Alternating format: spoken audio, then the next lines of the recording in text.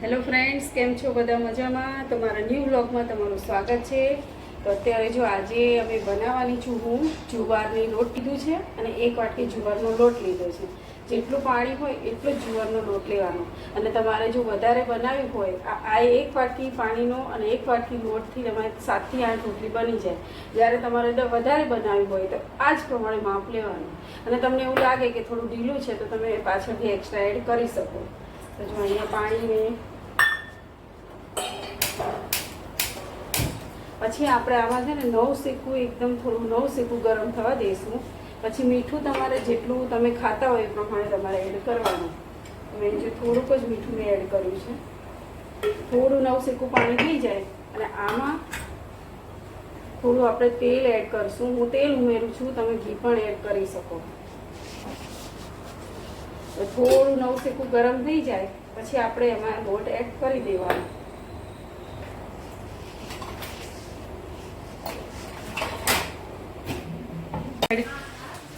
મેં આમાં છે ને સેજ ઘી એડ કર્યું છે અને લોટ છે ને એકદમ ઠંડો થવા દેવાનો. એટલે ઠંડો નહીં હોય તો લોટ એકદમ સારો આપણે બંધાશે નહીં.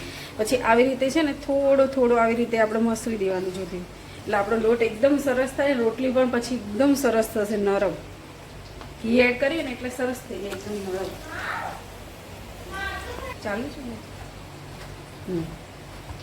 જો આપણો લોટ છે ને એકદમ જો કેવો સરસ થઈ ગયો, એકદમ સરસ. જો હવે આને તમે રોટલી બનાવો એકદમ સરસ બનશે. અને જુવારની રોટલી ખાવામાં પણ બહુ હેલ્ધી હોય છે.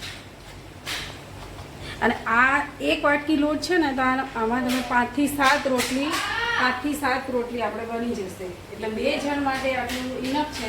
જો તમારે આનાથી વધારે બનાવવી હોય તો તમારે આ રીતે જ માપ લઈને એડ કરી દેવાનું, એટલે તમે વધારે બનાવી શકો.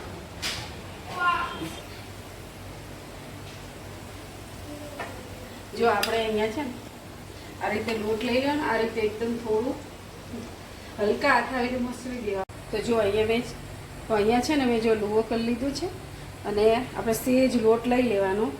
પછી એને છે ને એકદમ આમ વળી લેવાનું હલકા હાથે. જો એવું લાગે કે નથી વણાતો તો સેજ લોટ એડ કરી દેવાનો, એટલે સરસ થઈ જશે.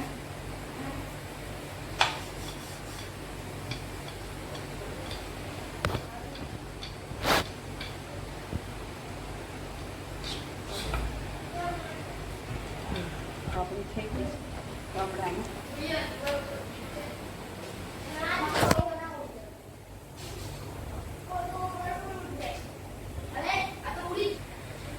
જો આપણી છે ને જો રોટલી મસ્ત એક બાજુ શેકાઈ ગઈ છે.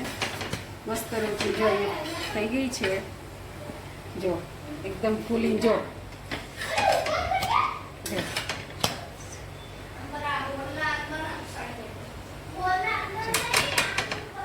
એકદમ મસ્ત ફૂલી ગઈ. જો આખી છે ને. જો